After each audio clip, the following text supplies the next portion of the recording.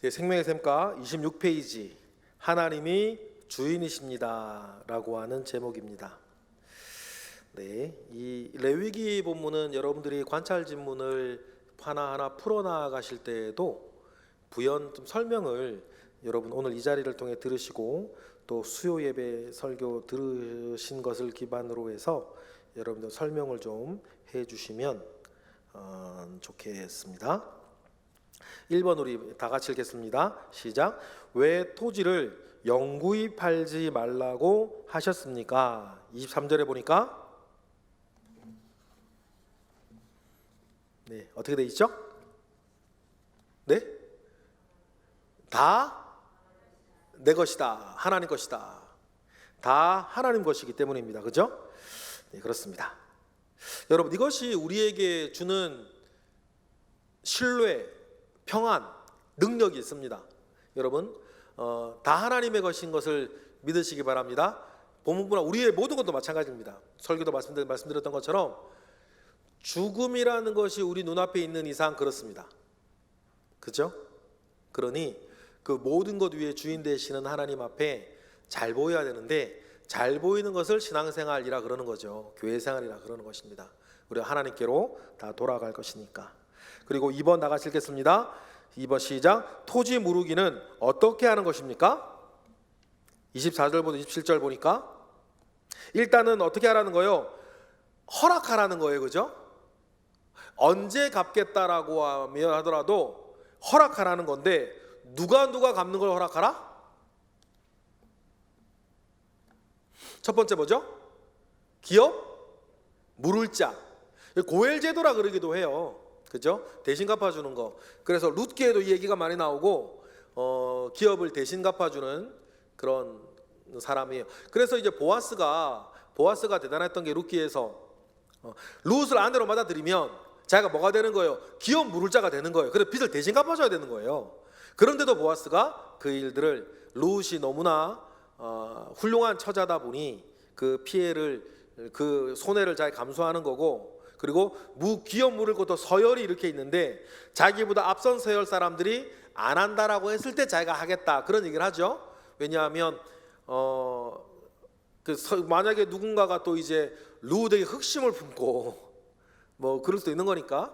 그런데 이제 다 안 하겠다고 얘기를 하는 거예요. 다 안 하겠다고 얘기를 하겠죠. 왜냐하면 돈 들어가니까. 그런 부분들이 있고 기업 물을 자가 있는 것입니다. 이것도 사회 안전 보장 제도 같은 거예요. 이스라엘 사회에서. 그리고 두 번째, 어떤 사람이 또 다시 물을 수 있죠?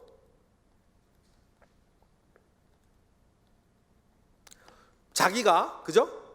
본인이 또 어떻게 일이 잘 풀려서 또 물을 수 있겠죠? 그래서 이제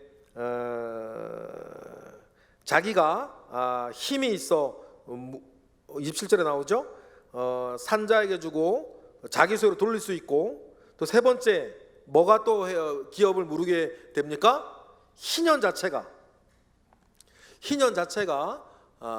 기업을 물러줍니다. 희년 자체가 물른다는 것은 하나님의 율법이 물러준다는 것이고, 하나님의 율법이 물러준다는 것은 누가 다시 돌려주는 거예요? 하나님 자신이 돌려주시는 거예요.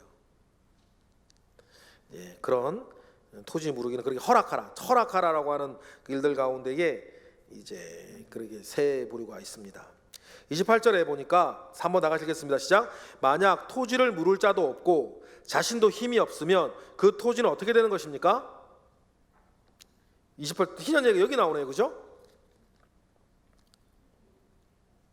희년이 이럴 때까지 희년이 물러준다. 그럼 이렇게 돼야겠네요.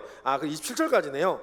2번에서 27절이 물을 자는 물을 자하고 본인이 되는 거고, 28절에 본인도 안 되고 물을 자도 없다.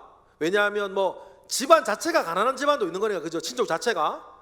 그럴 때에는 28절에 희년이 되면 물어준다. 그럼 다시 한번, 희년 때에 물러준다는 것은 하나님의 율법이 돌려주라고 하는 것이고, 하나님의 율법이 돌려주라고 하는 것은 누가 돌려주는 것이다? 하나님이 돌려주라고 하는 것이다. 여러분, 그래서 이걸 통해서 하나님께서 이 일들을 통해서 이스라엘 가운데 일어나기를 원하는 영적이고 육적인 일들을 여러분 상상하시는 거예요. 그래서 약간 말씀 욕망 제어도, 모든 것의 주인이 하나님이신 것도, 그리고 사회보장제도 같은 것들도, 그러면 이 원리들을 우리가 우리의 삶 가운데서도 가져와서 이루어 가야겠죠? 그게 중요해요. 희년이 이렇다 저렇다 아는 게 뭐가 중요하겠습니까? 그 원리를 우리의 삶 가운데 가져오는 게 중요하죠. 자, 그 다음 4번에 다 가시겠습니다. 시작. 성벽 있는 성내의 가옥을 팔았을 경우에는 어떻게 물을 수 있습니까? 29절 30절에 보니까 성벽에 있는 성읍의 가옥은 물으려면 어떻게 해야 된다? 예? 1년 안에, 그죠? 성벽에 있는 성읍을 다시 물으려면 1년 안에 해야 되고, 1년이 지나면 안 물러줘도 됩니다.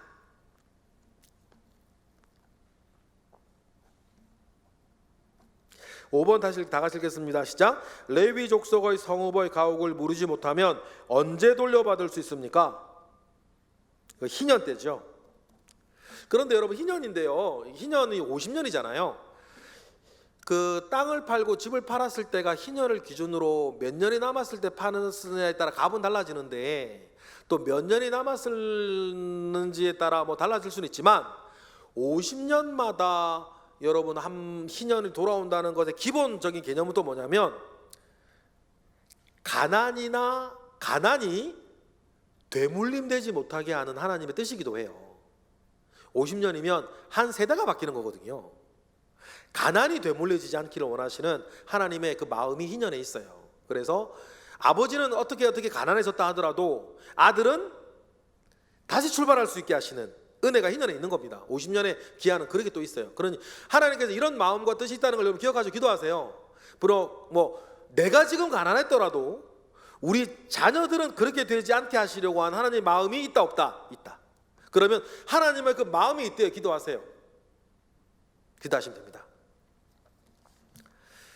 그렇게 하나님의 그 마음을 우리가 아는 게 되게 중요해요. 나눔 이야기로 가겠습니다. 나눔 이야기 4문제 있는데 좀 간단하게 처리가 될 수 있는 것들인 것 같아요. 2번하고 3번은 또 어떻게 보면 같은 또 내용이에요. 그래서 이번에 구역 모임으로 모이시면 역시 그 주에 들었던 설교, 주일 설교문, 그걸 가지고 받은 은혜를 나누시면 될 것 같아요. 그래서 이번 주에 여러분, 이번 주에 목금토에 모이시는 분들이라고 한다면, 수목금토에 모이시는 분들이라고 한다면 지난주 주일 설교 있잖아요. 지난주 주일 설교의 기다림에 대한 3번째 말씀을 나눠드렸는데, 그 말씀이 되게 뭐라 그럴까, 여러분들이 여러분의 삶에 적용하기는 좋은 말씀들이에요. 왜냐하면 여러분들이 소망 가운데서건 안타까움 가운데서건 기다리고 있는 일들이 있단 말이에요. 그죠? 이루어지기를. 그래, 실용적인 어떤 말씀들이시니까 그 말씀 가지고 이해하시면 받은 은혜들을 기억하시고, 무슨 말 기억이 잘 안 나시면 영상 있으니까 영상 한번 또 다시 보시면서 은혜 받으시면 되고, 만약 주일 이후에 구역 모임을 하시는 분이라고 한다면 주일 또 말씀 이영훈 원로 목사님 전해주시니까 그 귀한 말씀 이렇게 듣고 여러분 적용하실 수 있을 것 같아요. 그렇게 1번을 처리해 주시고, 그리고 2번 갈게요. 뒤에 2문장만 읽겠습니다. 당신은 당신의 모든 것의 주인이 하나님이라는 사실을 믿고 있습니까? 이 사실이 당신의 삶에 어떤 변화를 주었습니까? 근데 너는, 굉장히 말이 중요해요. 우리 본문, 우리 오늘 수요일 본문 23절에 나와 있는, 이 3절에 나와 있는 너희는 거류민이요 동거하는 자로서 나와 함께 있다. 그러니까 이게 무슨 말이냐면, 쉬운 번역이 더 이해하기 좋아요. 너희는 나그네다, 이 땅 가운데. 나그네라는 거예요. 나그네요, 나와 동거하는 사람으로서 여기에 있는 거다. 내가 잘나서 있는 게 아니라 뭐예요? 나와 동거하는 사람으로 있는 거다.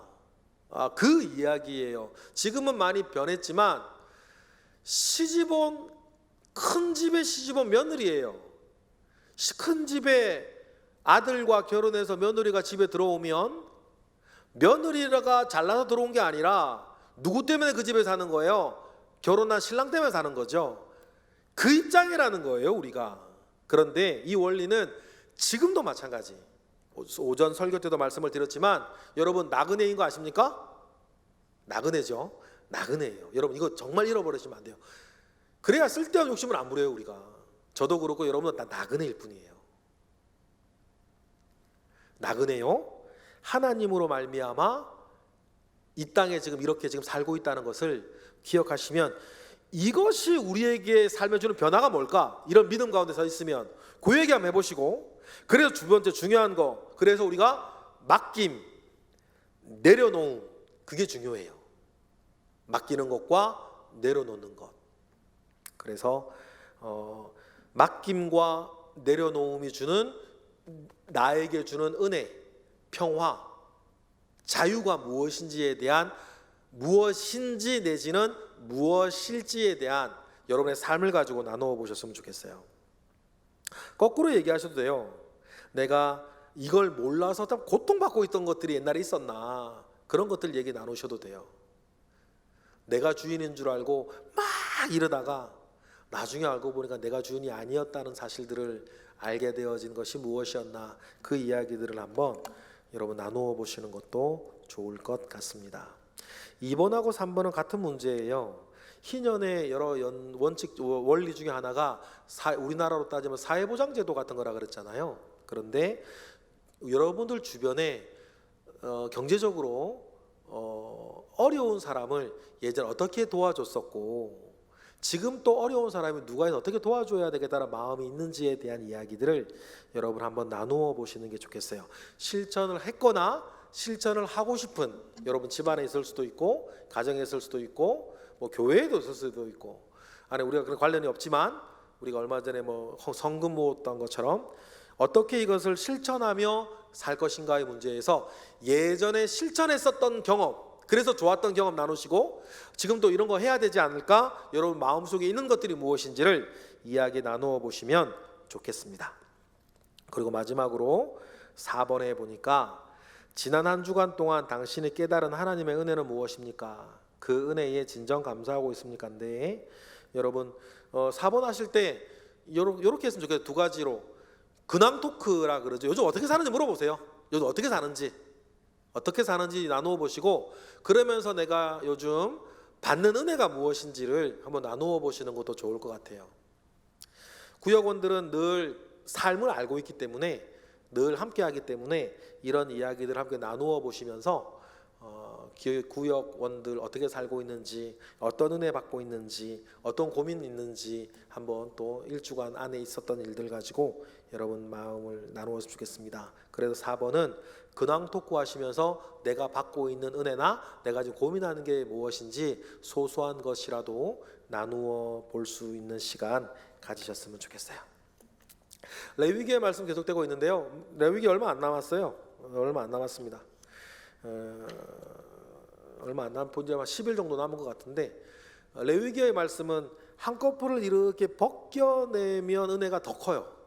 한꺼풀 벗겨내면 벗겨낼수록 레위기는 은혜가 더 큰 말씀들이라 여러분들이 잘 벗겨주시면 좋겠고, 그래서 여러분들은 특히 구역장 강사님들은 새벽 재단에서 나오는 말씀, 수요일날 우리 생가 본문의 설교들, 금요일날 설교들, 이런 것들 잘 들으시고 벗겨내는 훈련들을 많이 하셔서 여러분들이 이제 인도하시는 구역 예배가 더욱더 복될 수 있도록 여러분 해주시면 감사하겠습니다.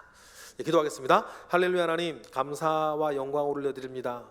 하나님께서 인생이 무엇이간데 이렇게까지 생각하시고 또한 보호해 주시며 지켜주시는지 그저 감사할 뿐입니다.